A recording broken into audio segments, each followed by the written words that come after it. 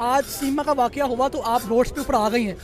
आया कि जब चंद्रयान 3 भेजा गया, जब इलेक्ट्रिकल कार बनाई गई, जब उनके रिजर्व्स $600 बिलियन हुए, तब आप लोग रोड्स पे निकले? नहीं निकले। अनफॉर्चुनेटली हमारा मुल्क पाकिस्तान पहले ही बहुत बदनाम है, तो इसको हमें पॉजिटिव सेंस में लेना चाहिए। जो कुछ हुआ है वो बहुत बुरा हुआ है। आया कि यहाँ पर हमारे मंदिर की बात है, बहुत बुरी बात है, नहीं जलाया जाना था। मसाजिद के अंदर धमाके नहीं हुए, चर्चिस नहीं जलाए गए, पहले भी बहुत वाक़या हुए। इसको मजहबी जो मामला होते हैं, अनफॉर्चुनेटली इस चीज़ को इंडिया सोशल मीडिया से उठाता है और इतना वो पाकिस्तान के खिलाफ प्रोपेगेंडा करता है कि मेरा ख्याल है कि उसको हम उसे वहाँ पर छोड़ दें, सिक्योरिटी एजेंसीज के ऊपर छोड़ दें, गवर्नमेंट के ऊपर छोड़ दें कि वो क्या तहक़ीक़ात करवाती है और क्या सज़ा देती हैं। अगर वो पाकिस्तान आती है तो नो डाउट उसकी सज़ा यही है कि जो एक मुर्तद की सज़ा होती है, क्योंकि उसकी जो मैंने वर्डिंग सुनी थी, उसने कहा था जी पहले मैंने इंडिया जाना है, पहले मैंने वहाँ पे कोई स्नान करना है, वो जो उनका कोई रस्म होती है कोई मखसूस उनकी, तो फिर वो कह रही थी कि मैंने हिंदुइज़्म जो है वो इख्तियार करना है। ठीक है, साफ ज़ाहिर है जो इस तरह की बातें कर रही है तो ये अवाम, हमारे उलमा इकराम या हमारा जो मुल्क के मतलब जो हमारे कानून नाफज करने वाले इदारे हैं वो उसको छोड़ेंगे थोड़ी। इंडिया को हर वक्त कोई ना कोई शोशा चाहिए, चाहे वो कबूतर हो, चाहे वो एक गुब्बारा हो, चाहे वो खुद ही अपनी फसलों को आग लगाएं और सारे डाल दें पाकिस्तान के ऊपर, चाहे वो ट्रेन खुद चलाएं और डाल दें सारा पाकिस्तान के ऊपर। ये उनका एक हमेशा से किरदार रहा है। देखें, उन्होंने कहा जी वो एजेंट है, ये है, वो है, वो ना एजेंट है ना वो उसका वो कैलिपर है, और दूसरा जो एजेंट होता है वो कभी सामने नहीं आता है, उसको तो ये पकड़ भी नहीं सकते। हमारी जो एजेंसीज हैं, हम बड़ा प्राउड फील करते हैं कि हमारे जो जवान हैं को उनकी हवा का भी नहीं पता होगा कि ये अगर ये सोच ले इंडिया के वो इनके हाथ में लग जाएंगे और ये पकड़ लेंगे, नहीं, ऐसा कुछ नहीं है।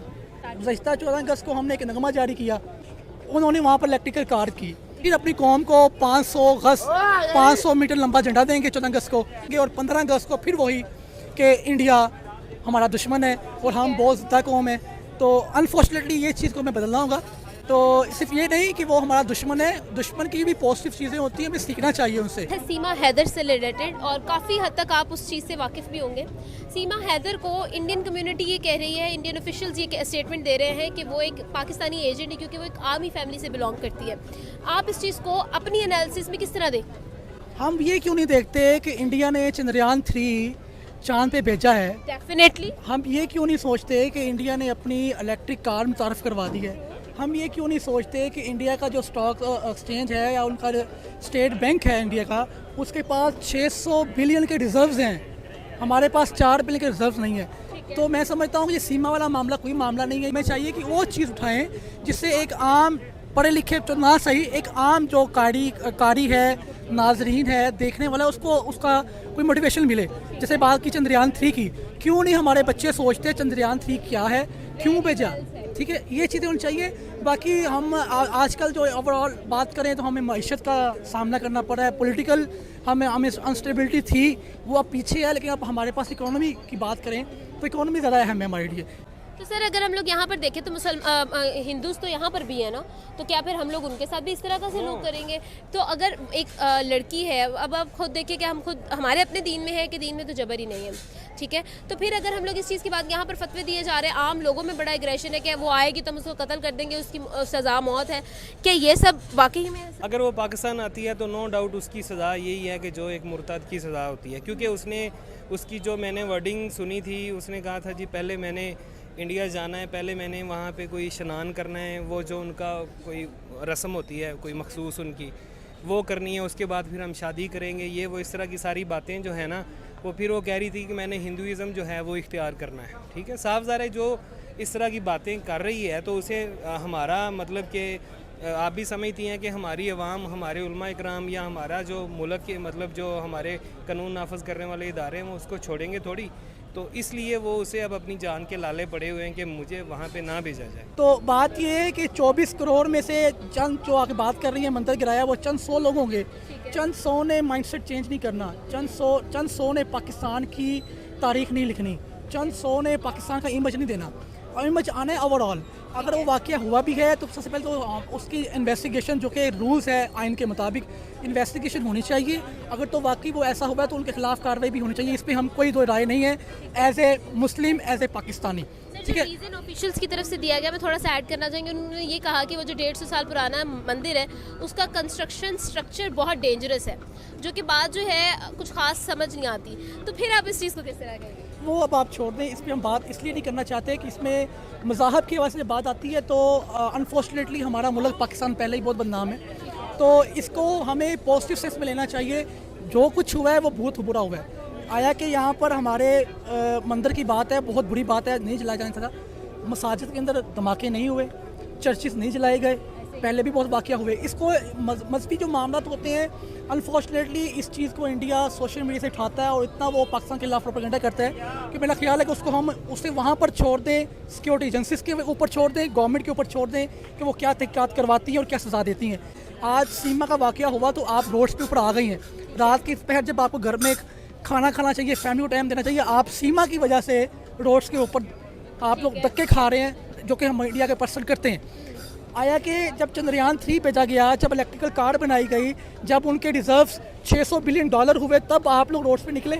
नहीं निकले। अनफॉर्चुनेटली हमारी मसला ये है, हमारी तरजीहात जो हो चुकी है ना, मीडिया पर्सन की, सोशल मीडिया ही लोगों की, वो तरजीहात सिर्फ मिर्च मसाला हो गया। हाँ, मिर्च मसाला हो गया और सिर्फ लाइक्स और व्यूज़ की तरजीहात है। तो इसको हमें बदलना चाहिए। तो कोशिश यही होगी कि अब आप कल इंशाल्लाह कोई अच्छे टॉपिक के लिए बाहर निकलेंगी। आपसे अभी हम अच्छे टॉपिक पर बात करते हैं। 14 जुलाई को चंद्रयान 3 लॉन्च हुआ और अगर हम लोग इसी चीज़ पर बात करें तो एक्सपेक्टेड है कि 40 दिन बाद वो लैंड हो जाएगा 23 अगस्त को। डेट पहले जो थी वो इस तरह से डिज़ाइन की गई थी कि वो एग्जैक्टली इंडिपेंडेंस डे पर जो है वो लॉन्च होगा और इंडिया को एक गिफ्ट मिलेगा। लेकिन अब जो है उन लोगों ने सॉफ्ट लैंडिंग की वजह से कुछ और चेंजेस की वजह से जो है उसको आगे एक्सटेंड कर दिया। अब पाकिस्तान की तरफ आते हैं। 14 अगस्त को पाकिस्तान जो है वो अपनी आवाम को गिफ्ट दे रहा है 500 फीट का एक झंडा, जिस पर 40 करोड़ इन्वेस्ट हुआ है। 40 करोड़ 400 मिलियन 300 मिलियन खबर हमने चलाई थी। चलो ठीक है, आप 300 मिलियन कर ले, 30 करोड़ कर ले, क्या 30?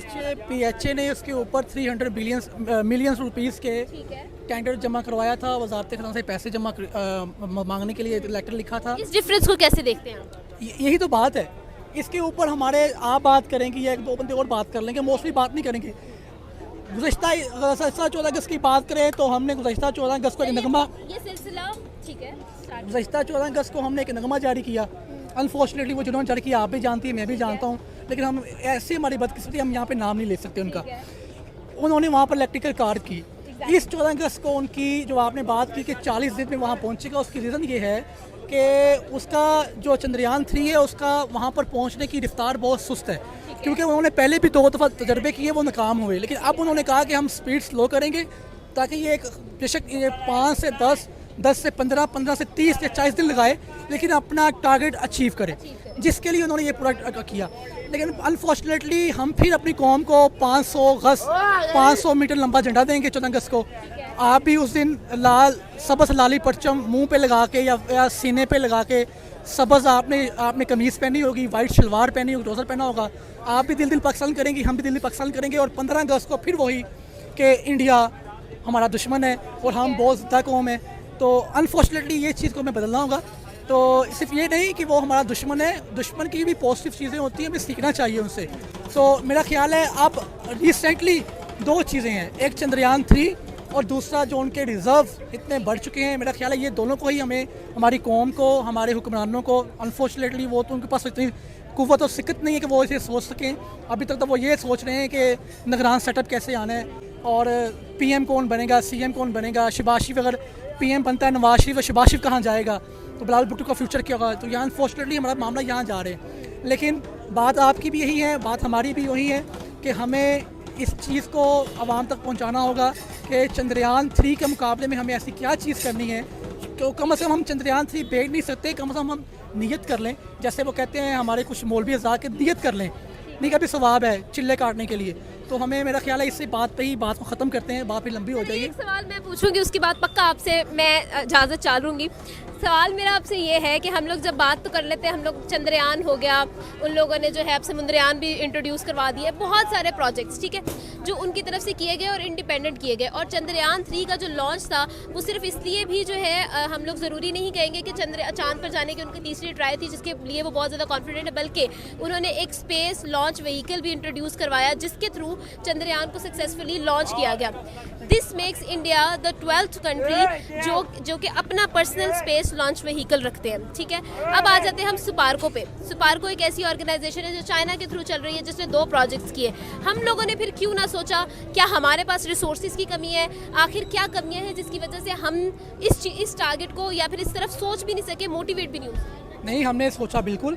आप 1970 की बात करें, ठीक है। 1970 से 1976 तक आप अगर थोड़ी हिस्ट्री निकालें और वो हम अपने व्यूज़ को दिखाएं, इस पे पूरा ब्लॉग करें आप, ओके, उस वक्त हमारा पाकिस्तान का जो स्पेस का डिपार्टमेंट था वो कहाँ तरक्की कर रहा था। ठीक है, फिर अनफॉर्चुनेटली बात फिर वहीं पे आ जाती है, मार्शल लॉ से हमारी जो सियासी अदम इस्तेकाम का मामला था, एक गवर्नमेंट कोई गवर्नमेंट 5 साल पूरे नहीं कर पाई। फिर हमारी कुछ ऐसे फौजी हुकूमतें भी आई, मारल मामला ऐसे आए और करप्शन की भी मामला थे, जिसकी वजह से उनको वो फंड्स नहीं दिए गए, जिससे PIA तबाह हुआ, पाकिस्तान रेलवे तबाह हुआ, PTCL हमने बेच दिया। ठीक है, अब आपकी स्टील मिल है वो बिकने वाली है, आप कह रहे हैं रेलवे भी हम बेचेंगे, PIA बेचेंगे, और आपके जो 3 एयरपोर्ट हैं इस्लामाबाद, लाहौर और कराची, वो भी हम उसकी आउटसोर्सिंग, नाम तो आउटसोर्सिंग बहुत अच्छा है, लेकिन वो आउटसोर्सिंग सिर्फ नाम की हद तक है, वो बिकेंगे। ठीक है, तो मतलब कहने का ये है कि हमारे पास अफरादी क़ुव्वत भी है, हमारे पास जहन भी है, सोच भी है। अनफॉर्चुनेटली हमारे पास क़ुव्वत नहीं है जो कि इसको इम्प्लीमेंट करवा सके। वो एक क़ुव्वत है, वो गवर्नमेंट।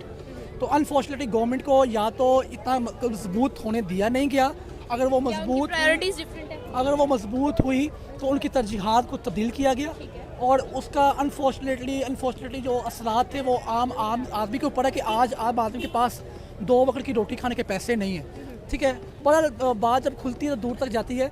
तो मेरा ख्याल है कि बहरहाल हमारी कौम को, हमारे नौजवानों को ये सोचना चाहिए। ठीक है, टिकटॉक भी है, बाकी मामला भी हैं, सोशल मीडिया भी है, लेकिन इसको अगर हम पॉजिटिव सेंस में यूज़ करें अपनी कौम की क़ुव्वत बढ़ाने के लिए, तो मेरा ख्याल है कि हम काफ़ी हद तक अपनी कौम के ज़रिए अपनी फिर हुक्मरानों का ज़हन तब्दील कर सकते हैं। बिस्मिल्लाहिर्रहमानिर्रहीम।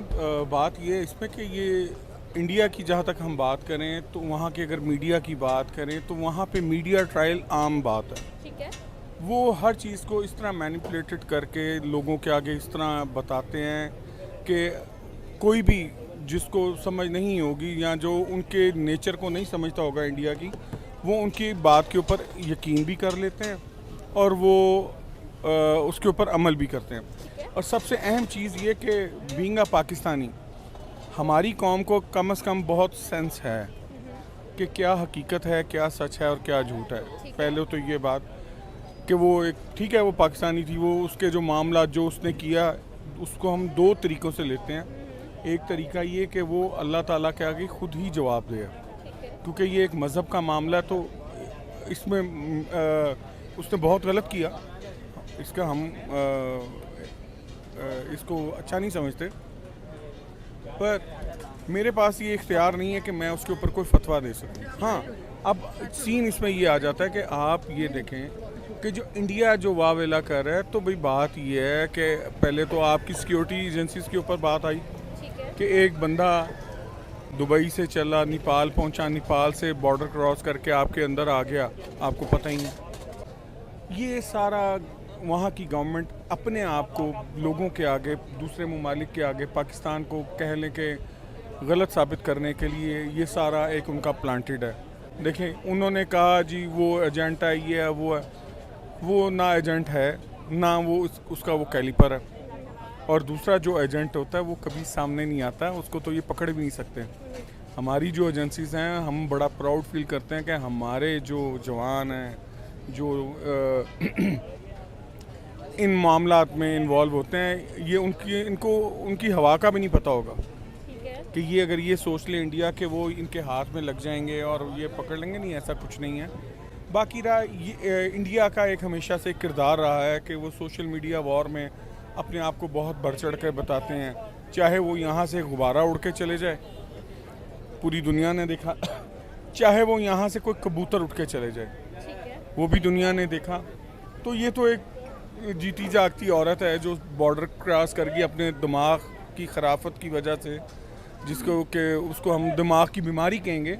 Sir I got it. अच्छा सर, अगर हम लोग इस चीज़ को देखें तो पाकिस्तानी लोगों में भी बड़ा एग्रेशन जो है वो नज़र आया इस चीज़ को लेकर। लोगों ने भी कहा कि भाई उसकी जो सज़ा है वो मौत है, और इस तरह की चीज़ें हम लोगों ने बहुत सुनी सोशल मीडिया पर। अच्छा, पिछले दिनों में कराची के अंदर एक मंदिर डिमोलिश हुआ, उसको इस चीज़ से रिलेट किया जा रहा है कि लोगों ने सीमा हैदर का गुस्सा निकाला है। इस चीज़ को किस तरह से देखते हैं? नहीं, देखिए मैं आपको एक चीज़ बताऊं, हमेशा एक्शन का रिएक्शन होता है, ठीक है। ठीक है। मैं तो सिंपल ये कहूँगा कि इंडिया में अच्छे लोग भी हैं, बुरे भी हैं। पाकिस्तान में भी अच्छे होंगे और बुरे भी हैं। कुछ लोग कुछ चीज़ों को कैश करने के लिए, या कुछ लोग इस तरह के इक़दाम उठाते हैं। हमें ये देखना है कि हमारा मज़हब हमें क्या कहता है, इस्लाम किस चीज़ की तरजीह देता है, इस्लाम क्या फरमाता है, उसके मुताबिक चलना है। सबसे अहम चीज़ कि जो यहाँ पे पाकिस्तान में है ही नहीं, मैं उनकी खातिर अपने मुल्क में तोड़ फोड़ शुरू कर दूँ तो ये गलत है। ये इस्लाम इसकी इजाज़त नहीं देखा। बीइंग अ मुस्लिम तो मेरी रिस्पॉन्सिबिलिटी है। देखिए पाकिस्तान का झंडा है, झंडे के साथ जो सबसे पहले जो रंग आता है वो सफ़ेद आता है, उसके बाद ग्रीन आता है। सफ़ेद जो हम रंग को कहते हैं वो किसको करता है? नॉन मुस्लिम्स को। इसका मतलब है कि उस सब हलाली परचम को सफ़ेद कपड़े में रिप्रेजेंट किया हुआ है। तो इसका मतलब है कि हम कहते हैं कि जी हमारा मुल्क बना, पाकिस्तान का मतलब क्या? ला इलाहा इल्लल्लाह मुहम्मद रसूलुल्लाह। तो इसका मतलब है कि हमारे मज़हब में इतनी ज़्यादा लचक है कि आप किसी की भी बात को बर्दाश्त करें, और हमारे मज़हब ने ये इजाज़त दी कि आप जितने भी अक़लियत या जो भी हैं उनको साथ लेके चलें। हमारे पाकिस्तान में मुस्लिम्स भी के साथ हिंदू भी रहते हैं। मेरे कई दोस्त हैं, क्रिश्चियंस हैं, मेरे बेशुमार दोस्त हैं, बेशुमार हैं, बल्कि वो बड़े अपने वो चर्चेज़ में पॉप्स और वो इन सीटों के ऊपर बैठे हुए हैं, जो भी उनके एक होता है। तो इसका ये मतलब नहीं है कि आप तोड़ फोड़ शुरू करते हैं। क्या इंडिया में उन्होंने की? हाँ, इंडिया में जो मुसलमान हैं जो उनके ऊपर कर रहे हैं, हमें उसको हाईलाइट करना चाहिए। हमारे पास पाकिस्तान में और भी बड़े टॉपिक हैं इनको करने के लिए। यही सबसे बड़ी इंडिया की अपनी बेसिकली जग हसाई इंडिया की अपनी हो रही है। मैंने एक बात शुरू में आपको बता दी कि ये उसका एक ज़हनी खराफत थी जो उस औरत ने की, और वो यहाँ से चले गई। वरना कोई भी समझदार पढ़ी लिखी खातून या कोई भी हो, वो कभी भी ऐसा कदम नहीं उठाता। ये इसको हम ज़हनी बीमार कह सकते हैं। अगर इस चीज़ को अगर दबाना चाहें तो इसका बड़ा सिंपल सा हल है, अल्लाह ताला कमी बेशी माफ़ फरमाए। हमें ये कर लेना चाहिए कि हम उसको ये डिक्लेयर कर दें कि यार वो एक क्या कहते हैं अब नॉर्मल औरत थी जिसका दिमाग काम नहीं करता था, उसने इतना इंतहाई कदम उठाया। चले मैं इसको इस तरह कर लेता हूँ कि क्या पता कि इंडिया ने खुद प्लांट की हो, ये भी हो सकता है। ठीक है, क्या पता वो इंडिया ने ही खुद उसको प्लांट किया हो, खुद बुलाया हो। ये आप इस चीज़ को, क्योंकि सर यहाँ पाकिस्तानी लोगों से मैक्सिमम यही आया है ओपिनियन कि इंडियन एजेंट है वो। बीइंग अ पाकिस्तानी, आप पाकिस्तान की हिस्ट्री उठा के देखें, चाहे वो 47 है, चाहे वो 71 है, चाहे वो 65 की बार है, 71 की, ये जितने भी मामलात हैं इसमें इवन ये जो अभिनंदन था, क्या इससे बड़ी कोई मिसाल आपको दे सकता है पूरी दुनिया में? क्या पूरी दुनिया में इस तरह हुआ है कि एक मुल्क का कोई भी पायलट, जो फौजी, कोई भी किसी दूसरे मुल्क के ऊपर एक ऐसी कार्रवाई करे कि उस मुल्क को तबाह करने के लिए अटेम्प्ट करे और वो मुल्क उसको खैर सगाली के तौर पे वापस कर दे? ये सिर्फ क्रेडिट गोज़ टू मुस्लिम्स। ये सिर्फ मुसलमान की नसीब में है ये चीज़, और मुस्लिमत उम्मा की ये बात है। तो ये नबी करीम सल्लल्लाहु अलैहि वसल्लम का एक ऐसा तरीक़ाकार जो उन्होंने हम लोगों को दे दिया, ये हकीकत है। क्योंकि मैं इन चीज़ों को इसलिए ज़्यादा बीच में ला रहा हूँ क्योंकि यहाँ पे डेफिनेशन हिंदू और मुस्लिम की हो रही है। तो इसलिए मैं इस चीज़ को थोड़ा सा कहूँगा कि ये जितना भी मामला है मैनिपुलेटेड भी हो सकता है, क्योंकि इंडिया को हर वक्त कोई ना कोई शोशा चाहिए, चाहे वो कबूतर हो, चाहे वो एक गुब्बारा हो, चाहे वो खुद ही अपनी फसलों को आग लगाएं और सारा डाल दें पाकिस्तान के ऊपर, चाहे वो ट्रेन खुद चलाएं और डाल दें सारा पाकिस्तान के ऊपर। ये उनका एक हमेशा से किरदार रहा है। इसमें हमारी, मैं आप लोग क्योंकि हम लोगों से बहुत छोटे हैं, सोशल मीडिया में एक चीज़ ये में रखिएगा कि ये लोग जिस तरह की अटेम्प्ट करते हैं, शायद पाकिस्तान के लोग इसलिए नहीं कर पाते कि हमें इजाज़त नहीं है झूठ बोलने की, हमारे मुसलमानों को इजाज़त नहीं है। यहाँ तक कि हमारे तो इधर जितने मसलक के लोग रहते हैं, जितने भी, वो भी नहीं झूठ बोलते। यहाँ पे तो जो क्रिश्चियन भी फिर रहा है, जो हिंदू भी फिर रहा है, जो सिख भी फिर रहा है, दोस्त हैं हमारे बेशुमार, मेरे बेशुमार दोस्त हैं, ठीक है।